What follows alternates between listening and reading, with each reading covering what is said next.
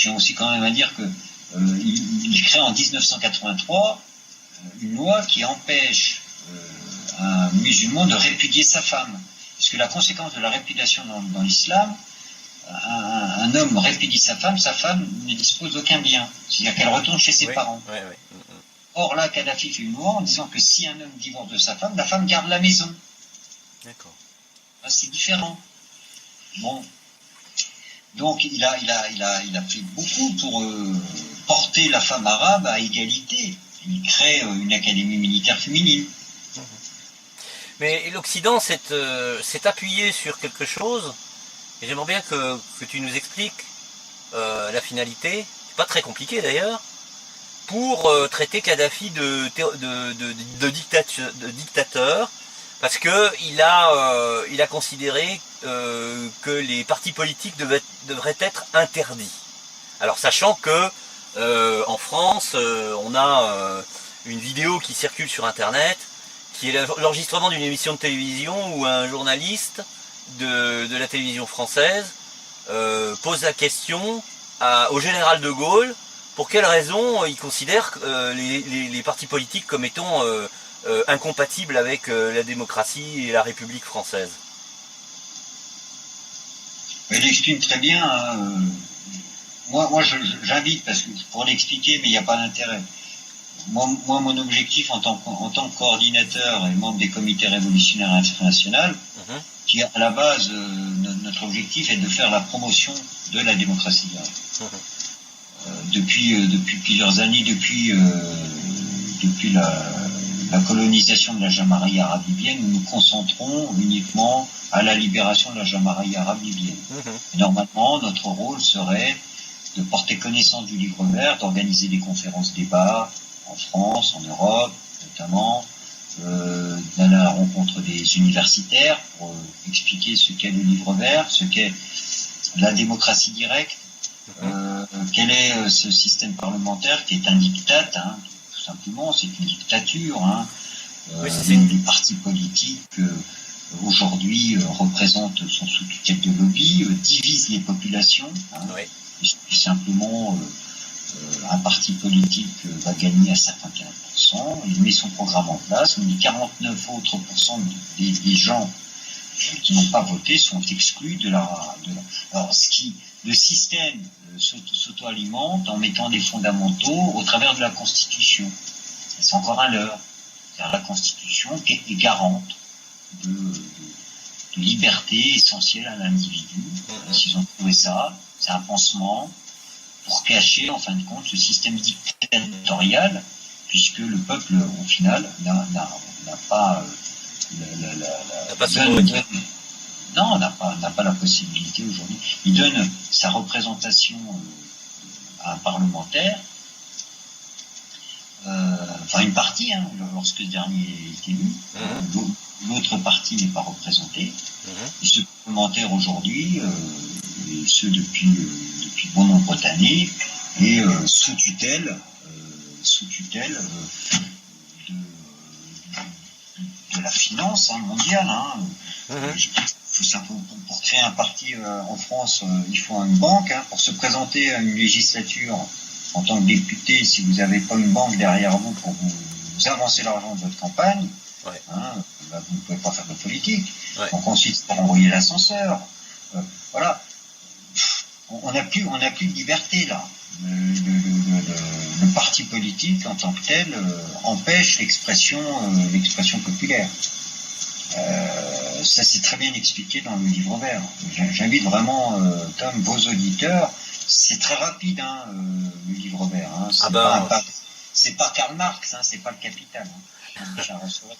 Oui, non, mais on mettra le lien qui permettra d'accéder à ce livre vert en ligne dans la description de ces épisodes, puisqu'il y aura plusieurs épisodes de ton interview. Et systématiquement. Le livre vert n'est pas un programme politique, c'est une vision généraliste.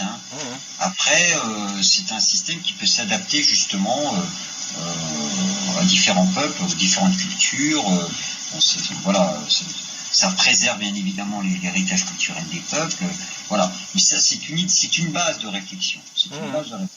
Il y a eu un essai d'ailleurs, dans un village en France, j'ai plus le nom, où les habitants s'étaient présentés en groupe en France, oui, à l'occasion d'élections municipales. Dans la Drôme. Voilà, c'est ça, les habitants étaient en désaccord avec le maire, ils se sont réunis, et voilà, là on est dans un exemple type de démocratie directe. Les habitants se sont réunis, ont nommé un coordinateur, c'est ce qui se fait en démocratie directe, qui les représentait dans un liste, qui peut être révocable à tout moment, parce qu'il n'a pas de pouvoir, et ce sont des décisions collégiales. Voilà. C'est le principe de la démocratie directe qui était. Donc ensuite, les habitants vont déterminer s'ils ont réellement besoin d'une salle de spectacle qui va coûter 10 millions d'euros, payée, qui va permettre de grossir les entreprises. Non mais ouais, voilà. Parce que le problème aujourd'hui, c'est la gestion du bien commun qui aujourd'hui a été complètement, en Europe, notamment en France, complètement sous tutelle des banques privées. Tout a été privatisé en France, que ce soit l'eau ou l'électricité. Or, les infrastructures d'eau et d'électricité ont été payées avec l'impôt de nos parents, de nos grands-parents et de nos arrière-grands-parents. Oui, les infrastructures ont été effectivement financées avec les donc, avec les impôts. À usage domestique, comme c'était le cas en Libye, l'eau et l'électricité devraient être gratuites à usage domestique pour chaque foyer. Or, on paye.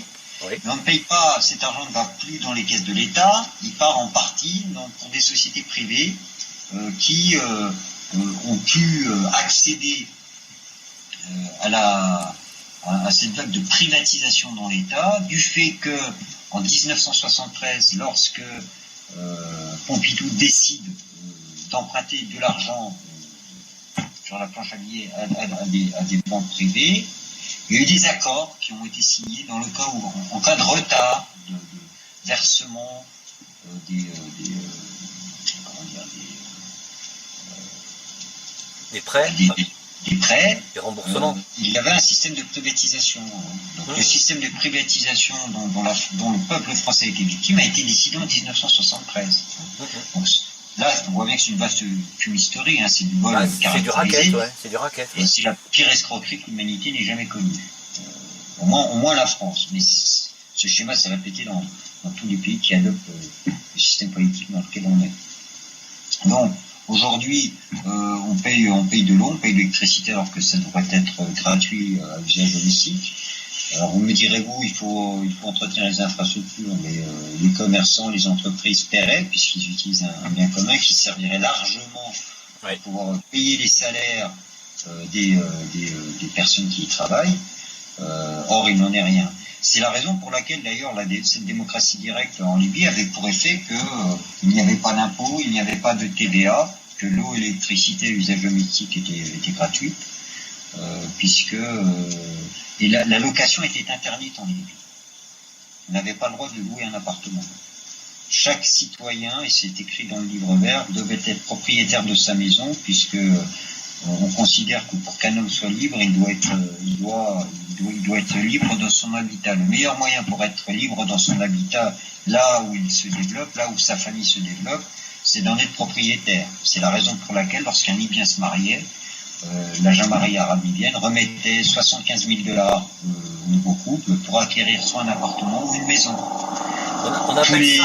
Tous les 5 ans ou 10 ans, un budget était alloué pour la rénovation. Pour entretenir la maison. C'est le concept du bien d'usage, contrairement aux biens spéculatifs que les banques en France utilisent pour se faire de l'argent sur la misère, puisque maintenant, visiblement, il y a des comptes en banque très grassement remplis de subventions publiques qui sont censées servir à construire des bâtiments sociaux pour que les gens puissent accéder au logement d'une manière relativement avec des locations avec des prix relativement modestes, mais maintenant tout cet argent ne sert pas donc à la construction, ce qui fait que une famille modeste ne peut pas accéder à ces logements là parce que il faut attendre maintenant 6 ou 7 ans avant d'obtenir le logement en question, ce qui fait que ça les jette automatiquement dans les bras des spéculateurs immobiliers qui utilisent le logement comme un élément spéculatif. C'est ça. On est à l'inverse de ce que tu nous donnais comme exemple de la Jamaria arabe-libyenne. Voilà. Alors c'est pour ça, je vois pas comment un peuple qui a vécu la démocratie directe, c'est ça aussi d'ailleurs, je pense, le problème. Alors déjà, il y a le problème de l'ONU, de ces impérialistes, d'imposer un système qui permettrait le pillage au peuple. Encore faut-il qu'ils l'instaurent. Ils n'y arrivent pas. Et quand bien même ils auraient instauré ce système, oui. Il aurait fallu que les Libyens l'acceptent. Ouais. Chose qui était inconcevable, puisque les Libyens n'auraient pas pu accepter de payer un loyer, de payer l'eau, de payer l'électricité, de payer des impôts, de payer des taxes, et encore moins de voir un huissier venir chez eux. C'est quelque chose qui, dans la culture libyenne, n'était pas possible. Donc, mais on n'en arrivera même pas là, puisque il faut se mettre il faut savoir que là prochainement il y aura un retour de la Jamaria arabe-libyenne, malgré le fait qu'on vient de vous expliquer qu'il est naturel qu'il y ait une résurgence de la population, qu'il y ait une nostalgie. Il n'y a pas de nostalgie, il y a du réalisme, il y a une population qui est en train de se donner les moyens depuis 2 ans pour pouvoir reprendre le pouvoir prochainement. Voilà. D'accord. Bien, Franck, écoute, je crois qu'on a fait le tour de la question. Je pense que c'est le moment de passer à la conclusion, donc je te laisse la parole. Merci. Bon, j'espère que cet entretien permettra à tes auditeurs de mieux appréhender la situation en Libye, de ce qui s'est réellement passé. Je remercie bien évidemment tes auditeurs pour l'attention toute particulière qu'ils accorderont qu'ils ont accordé à cet entretien. Oui. Et j'aurai plaisir prochainement, éventuellement, Tom, à te faire part de l'évolution en Libye, puisqu'il faut s'attendre à un changement dans les prochains mois. Dans les prochains mois. Et à l'amorce de la libération de la Jamaria arabe-libyenne, en sachant qu'aujourd'hui il y a déjà à peu près 25% du territoire qui est libéré. Donc il y aura des événements majeurs dans les prochains mois pour la libération de la Jamaria, et j'aurai plaisir à m'exprimer au travers d'Eveil France TV pour informer tes auditeurs. Et je te remercie bien évidemment de la vive attention que tu apportes à notre cause, au peuple libyen,